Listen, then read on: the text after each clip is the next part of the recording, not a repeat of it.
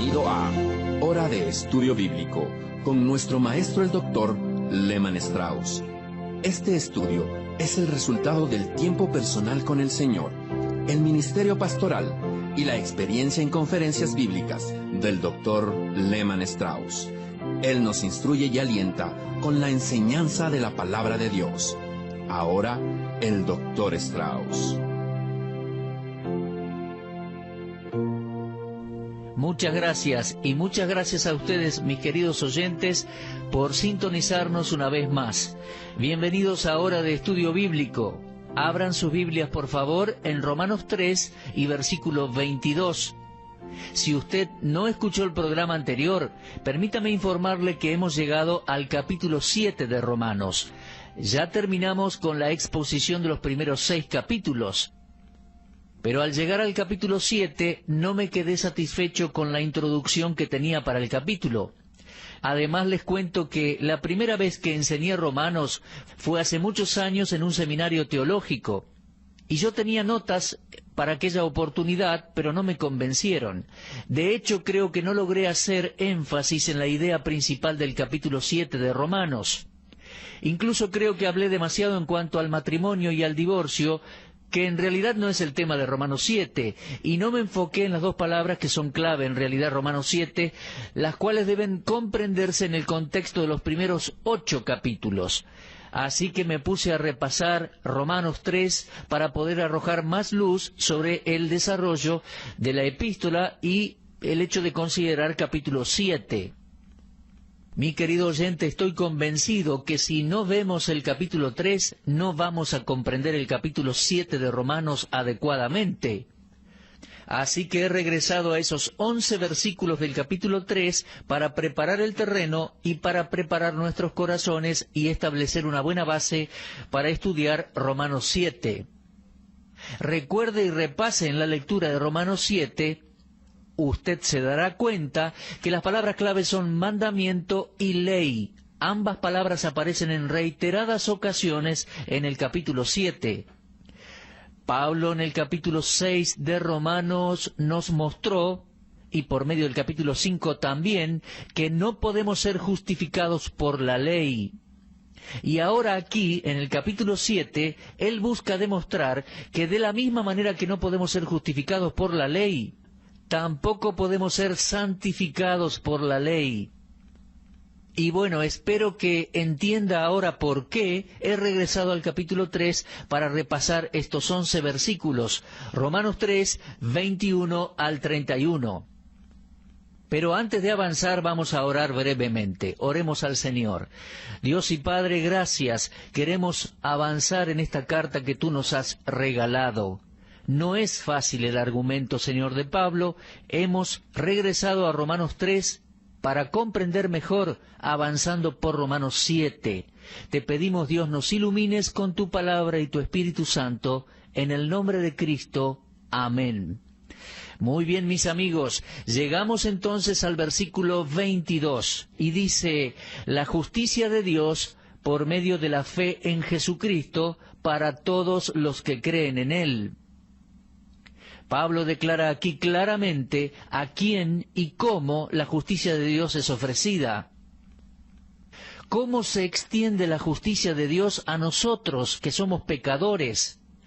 Bueno, Pablo dice que por la fe en Jesucristo. Es por medio de confiar en Cristo que la justicia de Dios llega a nuestras vidas.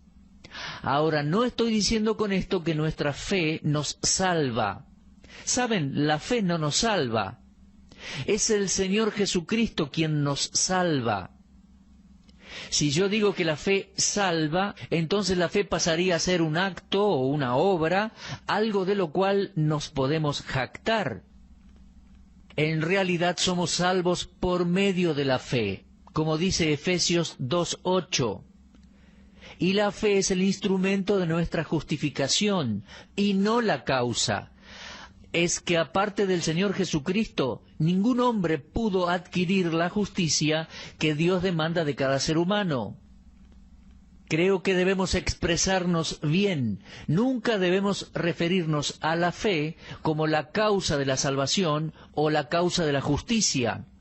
Leemos clarito allí en 1 Corintios 1, 30 y 31 que dice: por Él estáis vosotros en Cristo Jesús, el cual nos ha sido hecho por Dios sabiduría, justificación, santificación y redención, para que, como está escrito, el que se gloría, gloríese en el Señor. Ahora, el apóstol Pablo continúa diciéndonos a quienes se les extiende la justicia de Dios. Fíjese en Romanos 3:22, dice que es para todos. Y mi amigo, lo que está diciendo aquí es muy importante. El ofrecimiento de Dios de la salvación es para todos los hombres, sin excepción. Y me molesta bastante que algunos comentaristas ignoren este punto. Creo tener una idea de por qué lo pasan por alto. Miren, cuando leo un comentario de Romanos en el cual el autor ignora lo dicho por Pablo en cuanto a la justicia de Dios dada a todos los hombres, inmediatamente me fijo qué dicen en cuanto al capítulo 8, versículos 29 y 30, sobre la doctrina de la predestinación. Y mi amigo, tengan claro, la Biblia no enseña que Dios ha predestinado a algunas personas a pasar la eternidad en el infierno. Todos necesitamos la justicia de Dios y todos los seres humanos pueden obtenerla por medio de la fe. Mi amigo, el ofrecimiento de salvación de parte de Dios es universal. Subraye esas palabras allí en Romanos 3:22. Es para todos, para todos. Dios extiende su salvación honestamente para todos. Juan 3:16 dice: porque de tal manera amó Dios al mundo, que ha dado a su Hijo unigénito, para que todo aquel que en Él cree no se pierda, mas tenga vida eterna. Y 1 Timoteo 2:4 dice: el cual quiere que todos los hombres sean salvos y vengan al conocimiento de la verdad. Y también leo en 2 de Pedro 3:9: el Señor no retarda su promesa, según algunos la tienen por tardanza, sino que es paciente para con nosotros, no queriendo que ninguno perezca, sino que todos procedan al arrepentimiento. Y el apóstol Juan, en 1 de Juan 2:2, dice que Jesucristo es la propiciación por nuestros pecados, y no solamente por los nuestros, sino también por los de todo el mundo. Mis amigos, la Biblia no pone limitaciones a la expiación de nuestro Señor Jesucristo. Es para todos su sacrificio, sin excepciones. No se olvide jamás de eso.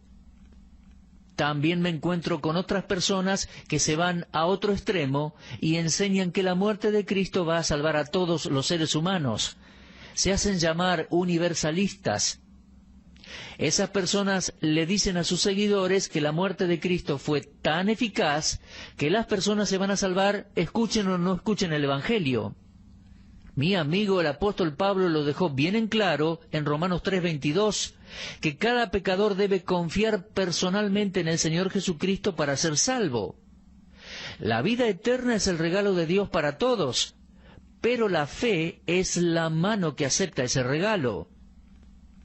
Bueno, entonces, ¿cómo recibe el hombre la justicia? Está disponible para todos. ¿Y cómo es que todos no se salvan? Bueno, es por eso que el apóstol agrega, allí en Romanos 3:22, todos los que creen. La justicia de Dios se obtiene por medio de la fe en el Señor Jesucristo.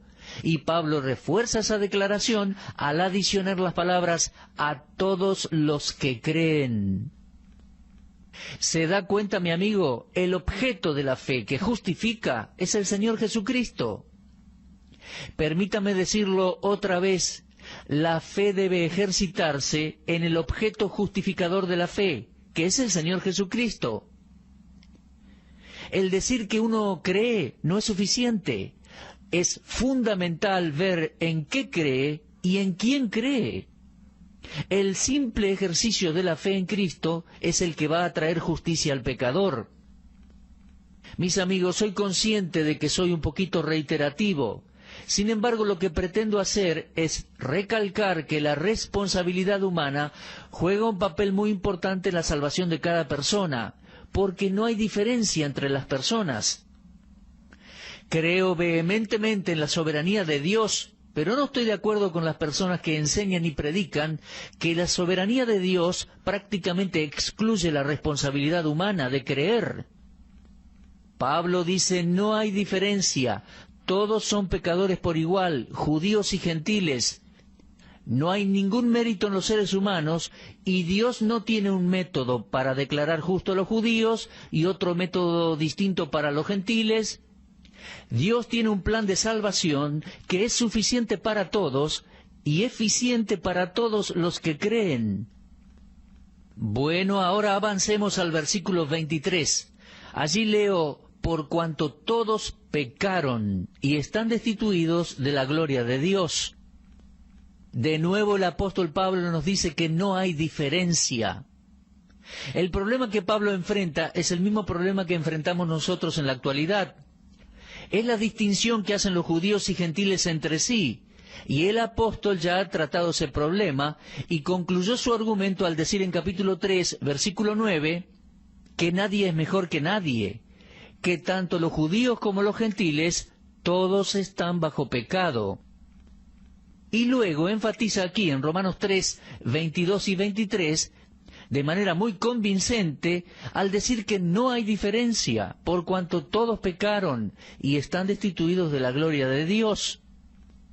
La prueba de que no hay diferencia es que todos pecaron, todos los hombres son pecadores. Todos fracasaron en alcanzar el estándar divino de justicia, pero lo interesante es el tiempo verbal que utiliza Pablo aquí. El tiempo que usa denota una acción continua, como resultado de una acción pasada. En Adán todos pecamos y continuamos pecando. Ninguno de nosotros ha alcanzado el estándar divino de la justicia de Dios. Cada día que pasa, continuamos errando a la marca, errando al blanco. Ahora, es verdad que los hombres difieren en la magnitud de sus pecados y sus prácticas pecaminosas, pero ante los ojos de Dios no hay diferencia entre el mejor de los pecadores y el peor. Todos tienen la misma necesidad de justicia divina y Dios va a justificar solamente al individuo que se apropia de Jesucristo por la fe. ¿Está claro, verdad? Bueno, ahora vamos a avanzar a versículos 24 al 26, y llegamos al punto en Romanos en el cual el apóstol explica cómo Dios atribuye o adjudica justicia al pecador culpable y condenado. Bueno, está expresado allí en Romanos 3, 24, 25 y 26, y creo que son versículos cruciales. Y creo que si uno no comprende lo que estos versículos enseñan, no puede comprender el resto de Romanos. Si uno no entiende Romanos 3, 24 al 26, no puede comprender el capítulo 7. Yo diría más, el capítulo 7 no va a significar nada para usted. Algunas personas se meten en el capítulo 7 y hablan del divorcio, o discuten si Pablo era salvo o no cuando hablaba de eso. Creo que esas respuestas están en el capítulo 7, pero en ninguna manera son el punto principal. Creo que para entender Romanos 7 va a tener que entender bien Romanos 3, 24 al 26. Leo allí en mi Biblia y dice, Romanos 3, 24, siendo justificados gratuitamente por su gracia, mediante la redención que es en Cristo Jesús, a quien Dios puso como propiciación por medio de la fe en su sangre, para manifestar su justicia, a causa de haber pasado por alto en su paciencia los pecados pasados, con la mira de manifestar en este tiempo su justicia, a fin de que Él sea el justo y el que justifica al que es de la fe de Jesús. Entonces nos podemos preguntar, ¿cómo puede Dios justificar pecadores? O como Job se preguntaba allí en su libro, capítulo 9, versículo 2, ¿cómo se justificará el hombre con Dios? Esta es una de las debilidades más prominentes en la teología en las iglesias. Son pocas las veces que me encuentro con una persona que asiste a una iglesia y que comprende claramente este pasaje de Romanos 3, 24 al 26 que yo he leído. Fíjese por favor Romanos 3, 24. Dice, siendo justificados gratuitamente por su gracia, mediante la redención que es en Cristo Jesús. Pablo dice en primer lugar, siendo justificados. Están en presente esas palabras. No es algo relacionado con el futuro, sino que le pertenece a uno, aquí y ahora. Hay muchas personas que aprenden este versículo en la iglesia como un versículo que da seguridad de salvación. Lo que Pablo está diciendo aquí es que en el momento en que creemos en Cristo, en el momento en que ponemos nuestra fe en el Hijo de Dios, somos justificados por Dios. El verbo siendo aquí está en presente continuo y sugiere un proceso continuo de justificación obrando en la persona que confía en Cristo. Creo que este versículo 24 contiene 4 de las grandes palabras del Evangelio, palabras que a mi juicio son las más profundas en toda la Biblia. Fíjese por favor en el versículo 24, dice, justificados gratuitamente, gracia y redención. Estas palabras, al ser comprendidas, nos enseñan cómo Dios puede declarar justo a un pecador injusto y siendo a la vez el Dios justo que es.